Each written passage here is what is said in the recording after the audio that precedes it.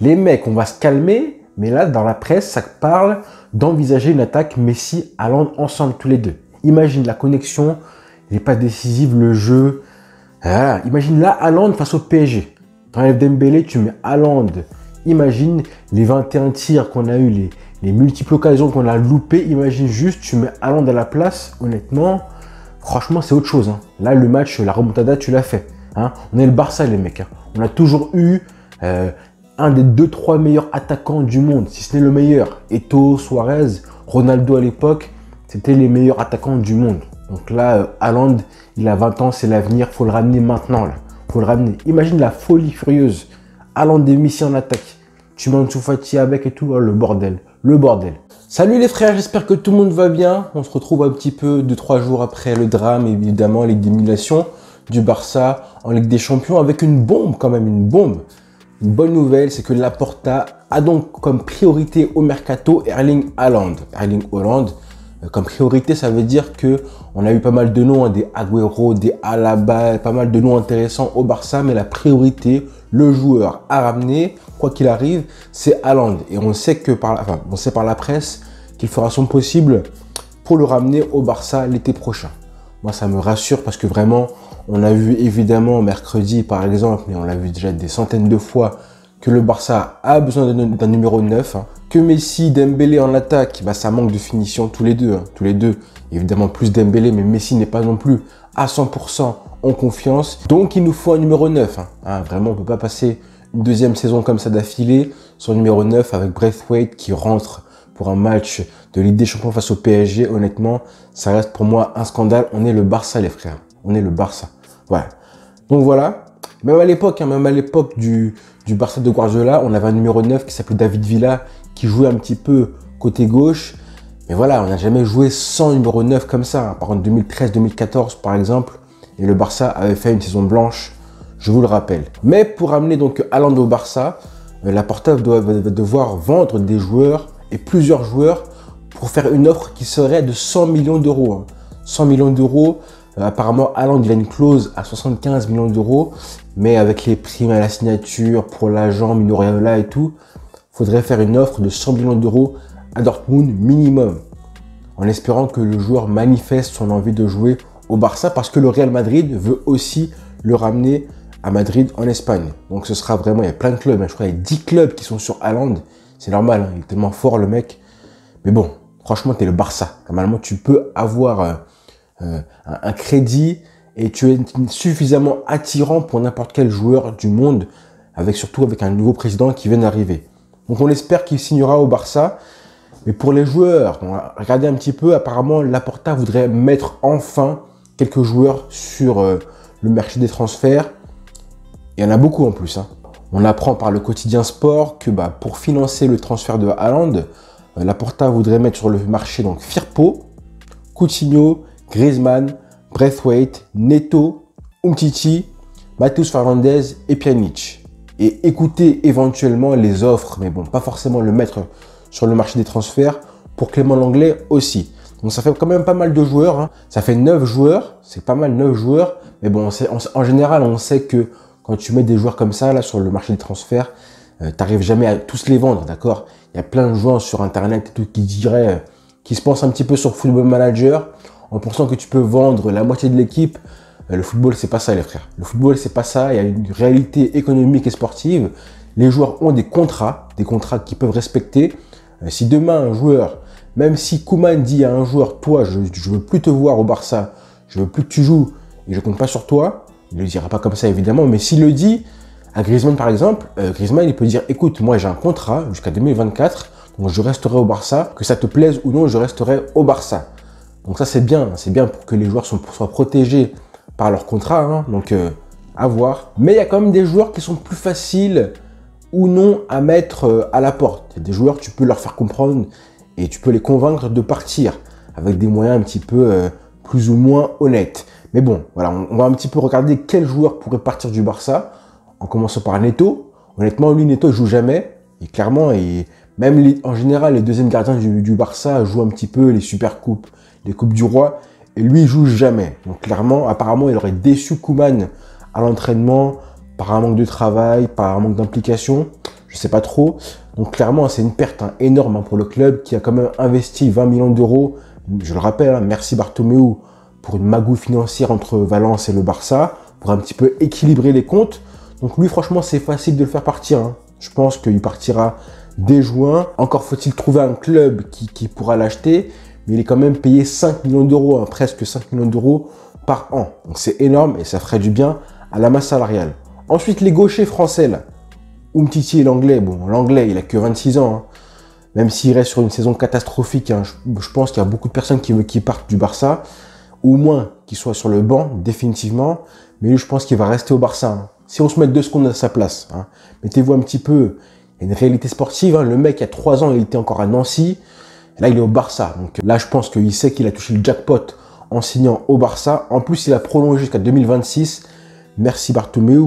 Donc voilà, pour un mec qui était il y a 4 ans à Nancy, pour lui, être au Barça, c'est le rêve absolu. Vraiment, c'est le rêve absolu d'être au Barça. Donc s'il part du Barça, ce sera forcément un déclin sportif pour lui. Il n'y a aucun club comme le Bayern, je sais pas moi, là, qui va l'accueillir. Donc s'il part du Barça, c'est forcément un club moins prestigieux, moins grand que le Barça. Donc ce sera forcément un déclin sportif pour lui. Donc lui, malheureusement, il va rester au club, c'est sûr, à cause de Bartomeu, sachant qu'il a un contrat jusqu'à 2026. C'est le joueur du club qui a le contrat le plus long au Barça, avec De Jong aussi qui a un contrat jusqu'à 2026. Par contre, Samuel Umtiti, lui par contre, c'est facile de le faire partir, parce qu'il a un contrat jusqu'à 2023, dans 2 ans. En plus, il joue plus du tout. Là, on a vu face au PSG, même Firpo est devant lui dans la hiérarchie des défenseurs centraux. Firpo, il a réussi à jouer face au PSG à son poste, en tant que défenseur central. Donc c'est vraiment que Koeman n'en veut pas du tout au Barça. C'est très bien qu'il lui fasse passer un message comme ça, sachant que là, il est parti pour manquer l'Euro. C'est logiquement, donc je pense qu'il voudra jouer, trouver un club où il pourra jouer. Donc moi, si un joueur et qu'un club arrive à payer genre même 10-15 millions pour Umtiti, franchement, Laporta, bien joué. S'il arrive à gratter 15 millions d'euros pour Umtiti, franchement, ce serait un braquage. Ensuite, Junior Firpo, qui a un beau contrat jusqu'à 2024. Lui, je pense que voilà, ça va pas être simple de le vendre, mais c'est possible. Il y avait 2-3 clubs qui étaient chauds pour l'acheter il y a 1 an là, au mercato dernier. Il y avait l'Inter Milan par exemple. Je pense que lui, on peut trouver un club pour lui. Il suffit juste de lui montrer qu'il jouera plus du tout au Barça. Tu fais monter un défenseur du Barça B par exemple, un arrière gauche comme Alejandro Balde, et il va vite comprendre qu'il a plus sa place, même comme doublure de Alba. Et voilà, il partira tout simplement. Ensuite, au milieu de terrain, Frenkie de Jong, Pedri, Riqui Puig, ça va rester. Moriba aussi, ça va rester. Ensuite, Matheus Fernandez, là, lui, ça va dégager. Je pense que ça partira du Barça, c'est sûr. Miralem Pjanic, lui, par contre, qu'est-ce qu'il est nul. Qu'est-ce qu'il est nul, le pauvre. Là, face au PSG, il a encore montré qu'il n'a pas le niveau du Barça. Je suis désolé, le mec s'est plaint dans la presse et tout. Mais qu'est-ce qu'il est mauvais. Honnêtement, moi, je pense à sa place, vu comment il était content de venir au Barça. Vu comment il était heureux, il a pleuré carrément quand il est venu au Barça. Je pense qu'il va rester au moins une saison de plus pour essayer. Parce que là, s'il part vraiment au mercato, ce sera un aveu d'échec. Et vu que son rêve, c'était jouer au Barça, je pense qu'il va encore essayer une année de plus. Ensuite, Coutinho, moi que j'aurais bien aimé rester. J'aurais bien aimé qu'il reste au Barça au moins une saison de plus. Parce que Coutinho, on a réussi par moment à trouver une formule où il était bon. Où il apportait au collectif. Contrairement à Griezmann, par exemple. Mais voilà, vu le faible niveau qu'il montre des fois depuis des mois, honnêtement, si un club arrive et pose 70, 80 millions d'euros, allez, même 60 millions d'euros aussi, je pense que Laporta dira oui, je te vends. Et lui, en plus, c'est un joueur qui est complètement détaché du club. On l'a vu, il n'est jamais venu à un match du Barça quand il était blessé et tout. Donc je pense que lui, le vendre, ce serait assez facile. J'en ai oublié un aussi au milieu de terrain, c'est Sergi Roberto. Bon, il n'est pas dans la liste des joueurs sur le marché des transferts, mais lui, il a un transfert jusqu'à 2022. Donc c'est dans 1 an, comme Ousmane Dembélé. Et bizarrement, personne ne parle de prolongation pour lui. Donc ça, c'est bon signe. Ça veut dire que le club ne veut pas le vendre, mais ne compte pas forcément le prolonger.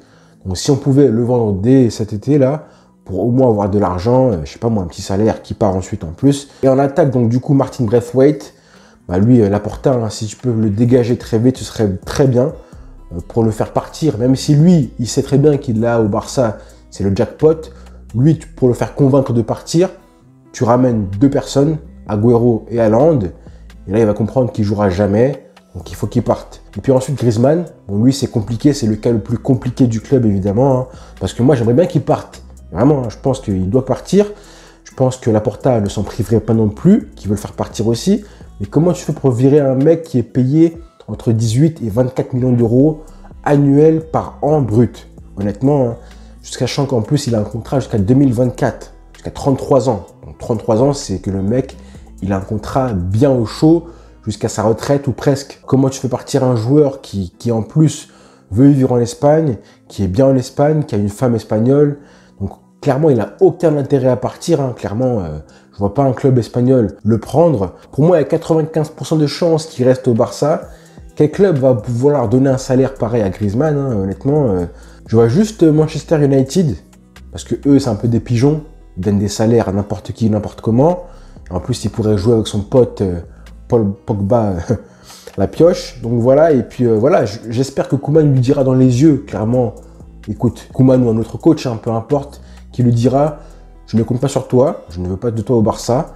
Voilà, j'ai d'autres joueurs, d'autres plans pour l'attaque du Barça. Il faut que tu partes et trouve un club. Donc moi, si un club vient au Barça et dit je veux Griezmann pour 60 millions d'euros, même 50 millions d'euros, hein, peu importe.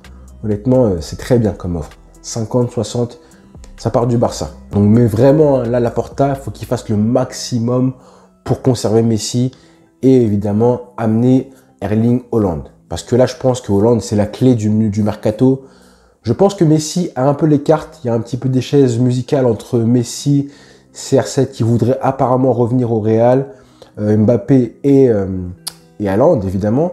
Je pense que Mbappé attend de voir si Messi reste au Barça ou vient au PSG pour lui décider s'il reste au PSG lui-même. Ensuite, si Mbappé vient au Real, du coup, je pense que Haaland irait au Barça et que si le Real ne prend ni Haaland ni Mbappé, qu'ils vont réessayer CR7. En tout cas, si on garde Messi et qu'on prend Haaland, franchement, avec Ansu Fati et tout, là, honnêtement, même Dembélé, c'est pas mal. Hein. C'est pas mal à voir. Là, dans ce cas-là, pas de place pour Griezmann, pas de place pour Coutinho.